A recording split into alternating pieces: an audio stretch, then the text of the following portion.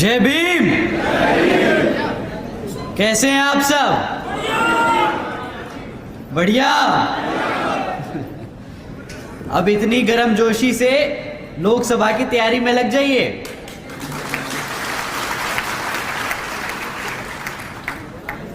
साथियों, आज आप सब डीएसपी की जिला स्तरीय समीक्षा कमेटी समीक्षा मीटिंग में कैडर मीटिंग में शामिल हुए हैं, तो आप सभी का मैं तहे दिल से धन्यवाद करता हूं। सबसे पहले मैं अपने सभी संतों, गुरुओं, महापुरुषों को, जिसमें खासकर महात्मा ज्योतिबा फूले, छत्रपति शाहू जी महाराज, नारायण गुरु, पेरियार रामा स्वामी जी, बाबा साहब डॉक्टर भीमराव अंबेडकर जी एवं मान्यवर साहब श्री काशीराम जी को नमन करता हूं।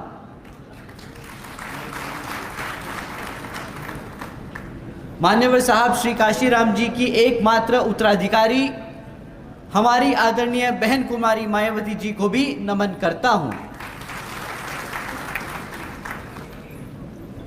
उत्तर प्रदेश की चार बार मुख्यमंत्री, लोकसभा व राज्यसभा की कई बार सदस्य रही आदरणीय बहन कुमारी मायावती जी, जिन्होंने अपने सभी एससी, एसटी, ओबीसी एवं अल्पसंख्यक समाज के साथ साथ सर्व समाज में से गरीबों और कमजोरों के लिए अपना पूरा जीवन समर्पित किया, तो मुझे गर्व है कि मुझे ऐसे महान नेता के नेतृत्व में काम करने का मौका मिल रहा है। मैं आदरणीय बहन कुमारी मायावती जी का हार्दिक अभिनंदन और आभार व्यक्त करता हूं।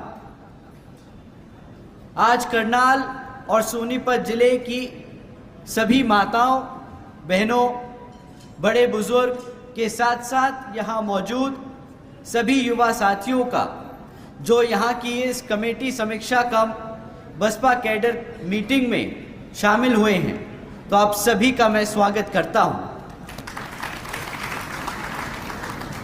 साथियों, आपकी पार्टी बसपा को बने 39 साल हो चुके हैं। इन 39 सालों में हमारे पार्टी के संस्थापक परम पूज्य मान्यवर साहब श्री काशीराम जी और एक छोटे से परिवार में जन्मी, दिल्ली की गलियों से निकलकर दिन रात एक कर अपना पूरा जीवन और अपना परिवार इस पार्टी व मिशन और मूवमेंट के लिए त्याग करने वाली बहन जी ने दलितों और पिछड़े समाज को राजनीति की मुख्य धारा में लाने का काम किया है। गरीबों और कमजोरों को इतना सम्मान दिया कि आज कोई भी राजनीतिक पार्टी हमारे इस वर्ग को नजरअंदाज नहीं कर सकती।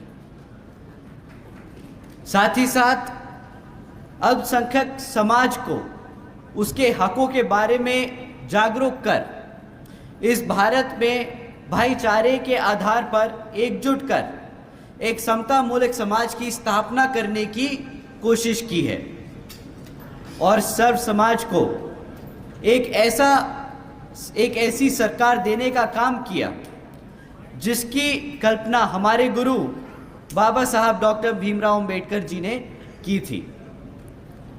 साथियों, 39 साल पहले ये मूवमेंट युवाओं ने शुरू किया था। आप सब इस मूवमेंट का हिस्सा रह चुके हैं। आप सब ने वो त्याग किया जिसकी बदौलत आज हम सब इस पार्टी को इस मुकाम तक लेकर आ चुके हैं कि आज बसपा भारत की तीसरी सबसे बड़ी पार्टी बन चुकी है।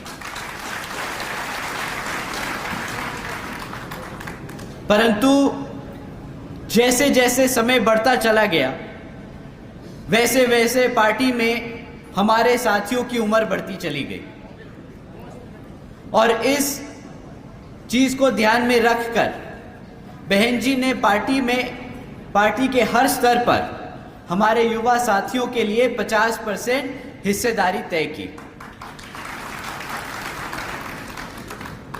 साथियों, जितना ज़रूरी हमारे लिए हर स्तर की कमेटी को तैयार करना है, उतना ही ज़रूरी है हमारे युवा साथियों को उन कमेटी में शामिल करना।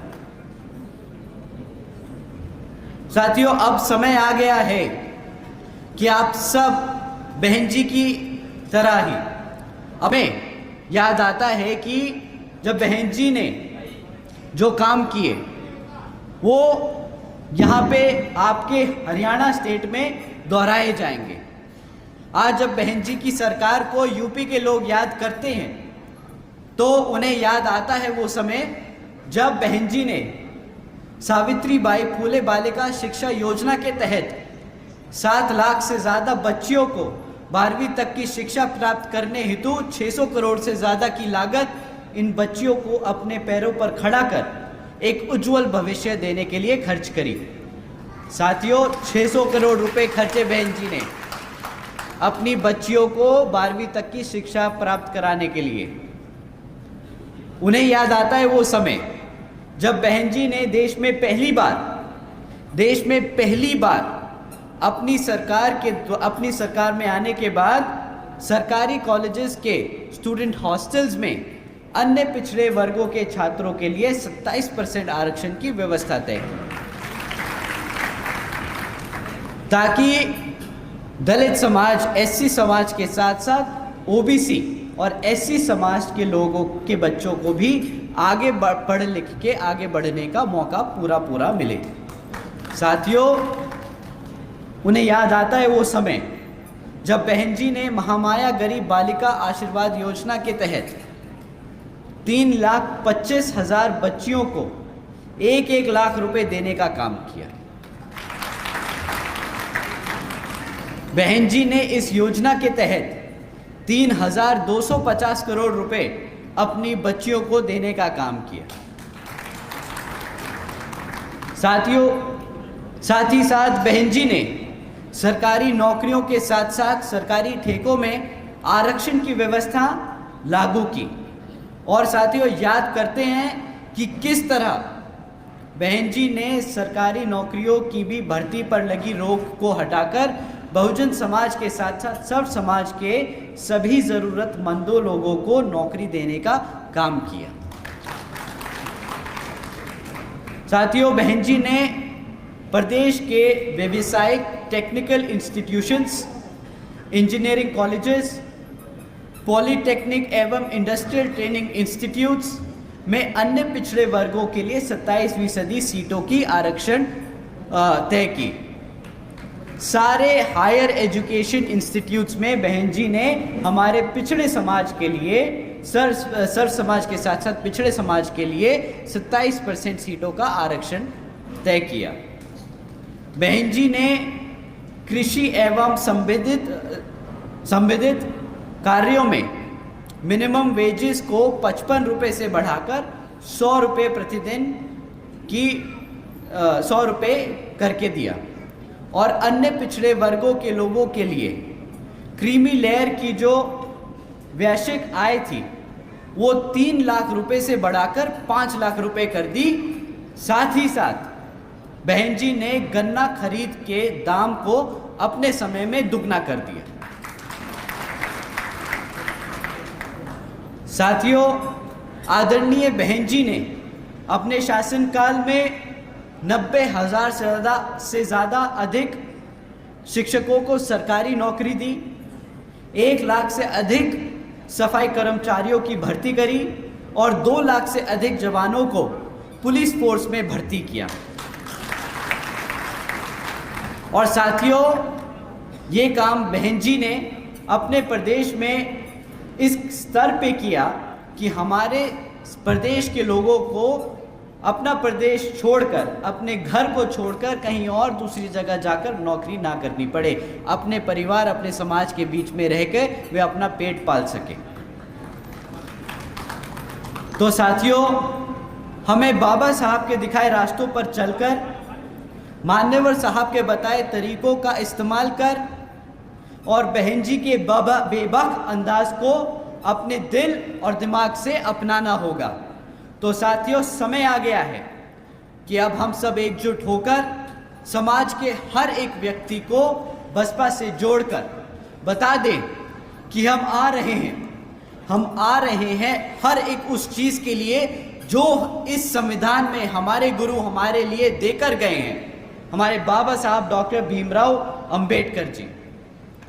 अंत में मैं यहाँ दोबारा से मौजूद सभी हमारे बड़े बुजुर्ग, हमारी माताएं बहनें, हमारे युवा साथी, साथ ही साथ बीएफ के सभी जवान जाबाज साथियों और बीएसपी मूवमेंट को आगे बढ़ाने के लिए हमारी बात को, हमारे मैसेज को देश के कोने कोने तक पहुंचाने के लिए हमारे बहुजन मीडिया के सभी साथियों का तहे दिल से शुक्रिया अदा और धन्यवाद करता हूं। जय भीम, जय भारत, जय बहन जी। बहुजन समाज पार्टी